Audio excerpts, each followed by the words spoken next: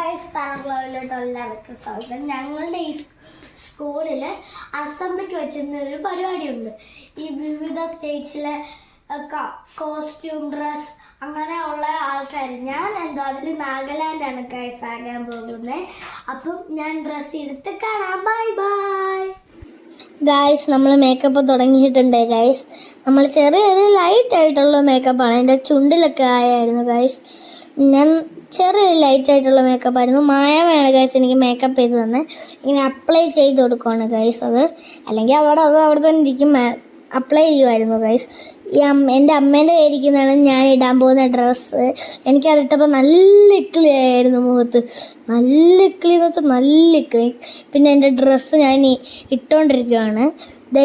ഇപ്പുറത്തെ ഫോണും പിടിച്ച് വീഡിയോ എടുക്കുന്നതാണ് മായാമ്മേൻ്റെ മോള് ദിയ ചേച്ചി.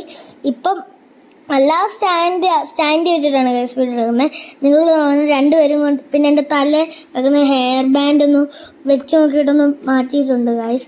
പിന്നെ എൻ്റെ കയ്യിലൊരു ടൈപ്പ് സാധനമുണ്ട്, ഒരു റെഡ് കളറ്. അത് നമ്മൾ എൻ്റെ കയ്യിൽ ഇടിപ്പിക്കുകയാണ് ഗൈസ് രണ്ടുപേരും കൂടി.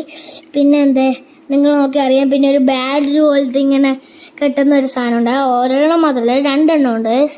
അത് അവിടെ ഇരിപ്പുണ്ട്. പിന്നെ വെച്ച് കുത്തുമായിരുന്നു ഗൈസ്. ഇത് കൊള്ളാവോ ഗൈസ്?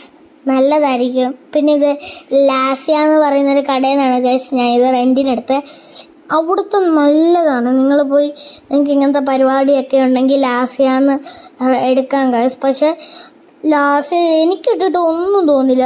നല്ല സ്മൂത്തായിട്ടുള്ള ഡ്രസ്സായിരുന്നു ഗൈസ്. പിന്നെ ഇത് പിന്നടിച്ച് വേണം വെക്കാൻ, അല്ലെങ്കിൽ അത് ഊരി പോകുന്നു. ഞാനിങ്ങനെ കോക്കറി കാണിച്ചുകൊണ്ടിരിക്കുമായിരുന്നു. കോക്കറി ഇങ്ങനെ കാണിച്ചുകൊണ്ടിരിക്കുമായിരുന്നു ഗൈസ്.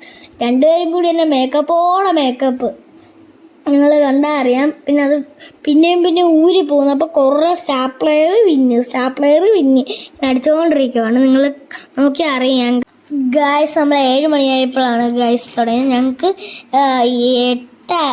8:15 ഗായ്സ് സ്കൂളിൽ റിപ്പോർട്ട് ചെയ്യേണ്ടത്.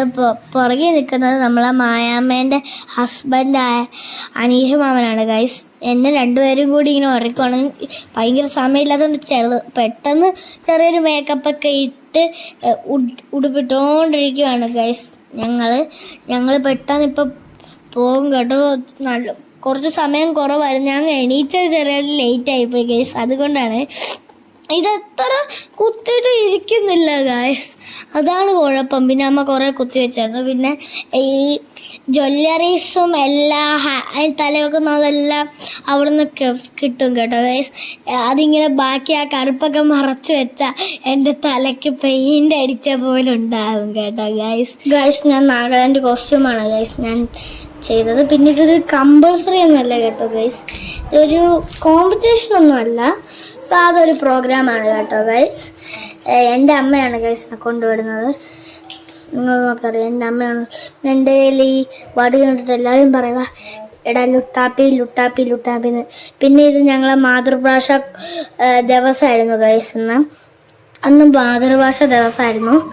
നിങ്ങൾ നോക്കിയാൽ അറിയാം മാതൃഭാഷ ദിവസം. ഞാൻ വടി വിളിച്ചൊന്നിട്ട് എല്ലാവരും ലുട്ടാപ്പി എന്ന് വിളിക്കും. ഞാൻ എൻ്റെ ഉള്ളിൽ പോകുകയാണ് ഗൈസ്.